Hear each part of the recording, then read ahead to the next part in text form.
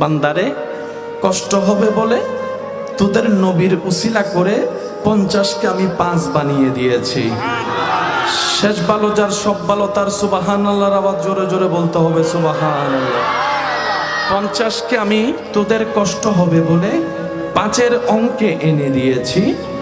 এই 5গুলাকে আবার লাগাতার দিই নাই, মাঝখানে বিরতি দিয়েছি। জোহর থেকে আসরের একটু বিরতি, আসর থেকে মাগরিবের একটু বিরতি, মাগরিব থেকে এশার একটু বিরতি। বান্দা তুই যে আমার জন্য পাগল হবি, নামাজ পড়বি, অনেক সময় দুনিয়া বুঝবে না। বউ পাগল হলে অনেক সময় স্বামীরা বুঝতে চাইবে না, স্বামী পাগল হলে অনেক সময় বউরা বুঝতে চাইবে না। তোর স্বামী হঠাৎ করে বলবে লাগাতার নামাজ দিলে আমি চা বানাই, স্বামী চা বানাইতে বললে না করলে আবার তোকে পিটাইতে শুরু করবে। আমি চাই না তোর উপর কেউ আঘাত করুক, আমি চাই না তোর মধ্যে কেউ বাধা দেখ। সেজন্য আমি নামাজ দিয়েছি ফাঁকে ফাঁকে, যেন বাকি সময়টা তুই স্বামীর কাজ করতে পারিস, বউয়ের কাজ করতে পারিস। সুবহানাল্লাহ বলেন না? ওই যে ব্যবসায়িক মালিকের কাজটা যেন বুঝাই দিতে পারিস।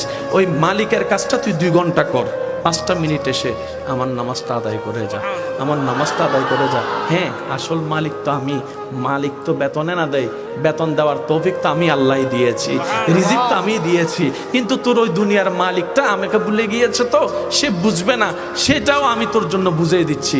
বান্দারে তুই টেনশন করিস না। আসর থেকে মাগরিব মাঝখানে সময় কিছু বিরতি দিয়েছি, মাগরিব থেকে এশা সময় একটু বেশি বিরতি দিয়েছি। এবার বান্দা বলে যে আল্লাহ আমি বেশি আবাদত করতে চাই, আমি অনেক বেশি আবাদত করতে চাই, আমি অনেক বেশি তোমার দরবারে দাঁড়ায় থাকতে চাই। সুবহানাল্লাহ। মওলা গো তুমি এত নিয়ামত দিয়েছো, সে নিয়ামতের শুকরিয়া করতে আমার দিল চাচ্ছে, বুক ফেটে যাচ্ছে তোমাকে খুশি করার জন্য। ও মওলা আমি অনেক আবাদত করতে চাই, কিন্তু সময় তো মাঝখানে কম কম করে দিয়েছো। আল্লাহ আমাকে একটু সুযোগ দাও না, যেন আমি মন ভরে তোমার জন্য ইবাদত করতে পারি, তোমাকে খুশি করতে পারি, তোমাকে রাজি করতে পারি। সুবহানাল্লাহ।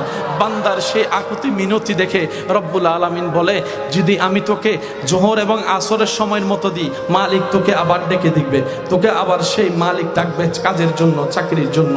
বান্দারে যা, এশা থেকে ফজর পর্যন্ত লম্বা সময় দিলাম, আরামের জন্য ঘুমের সুযোগও করে দিয়েছি। গভীর রাতে তাহাজ্জুদ করে তাহাজ্জুদ পড়ে আমি রবের সাথে প্রেমের আলাপ করারও সুযোগ দান করে দিয়েছে। সুবহানাল্লাহ। রাতের 3টা বাজে তোর মালিক তোকে ডিস্টার্ব করবে না, রাতের 3টা বাজে তোর স্বামী তোকে ডিস্টার্ব করবে না, রাতের 3টা বাজে তোর বউ তোকে জ্বালাবে না, রাতের 3টা বাজে তোর দুনিয়া তোকে জ্বালাবে না। সবাই ঘুমায় থাকবে, তুই দাঁড়িয়ে থাকবি, সবাই ঘুমের মধ্যে থাকবে, তুই দাঁড়িয়ে থাকবি।